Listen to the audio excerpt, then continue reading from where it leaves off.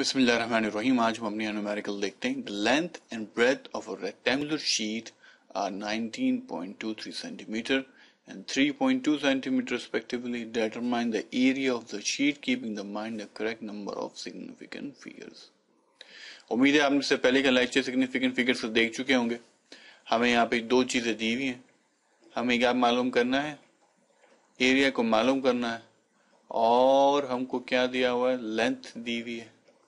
Length है हमारे पास 19.23 centimetre और ब्रेथ क्या है हमारे पास, ये 3.2 सेंटीमीटर।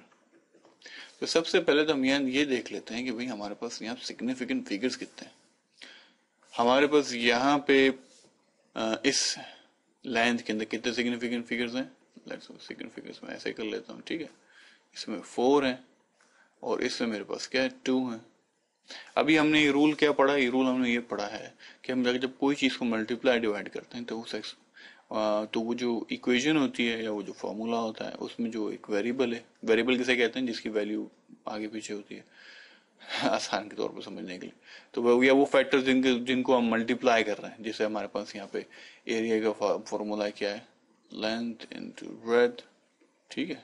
तो ये दो चीजें ना हमारे पास, ये लेंथ है और ये ब्रेथ है, ठीक है।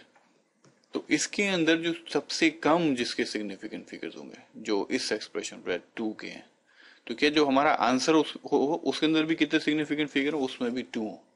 तो ये असूल क्या, रूल क्या है, रूल ये है कि जब हम कोई दो चीजें या तीन चीजें मल्टीप्लाई कर रहे हैं तो उन तीनों चीजों में जो जिस चीज के सबसे कम सिग्निफिकेंट फिगर्स होंगे, आंसर के भी उतने ही होने चाहिए। आइए अब हम उसको रिजॉल्व कर लेते हैं। आंसर देखते हैं, आंसर क्या है हमारे पास। एरिया क्या है हमारे पास, लेंथ 19.23 मल्टीप्लाई बाय 3.2 जो हमारे पास बन गया सेंटीमीटर स्क्वायर, ठीक है। अच्छा, अब सिग्निफिकेंट फिगर्स कितने होने चाहिए, 2 होने चाहिए। तो इसका मतलब ये होगा कि हम इतने हिस्से को ले लेंगे।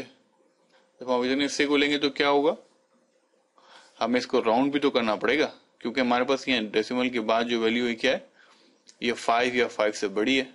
तो जब हम इसको अब राउंड कर लेंगे, क्योंकि दो सिग्निफिकेंट डिजिट्स चाहिए हमें, तो ये राउंड होके क्या बन जाएगा, ये 62 बन जाएगा। अगर मेरे पास यहाँ पे मिसाल के 0.013 होता तो मैं इसको राउंड करने की जरूरत नहीं थी।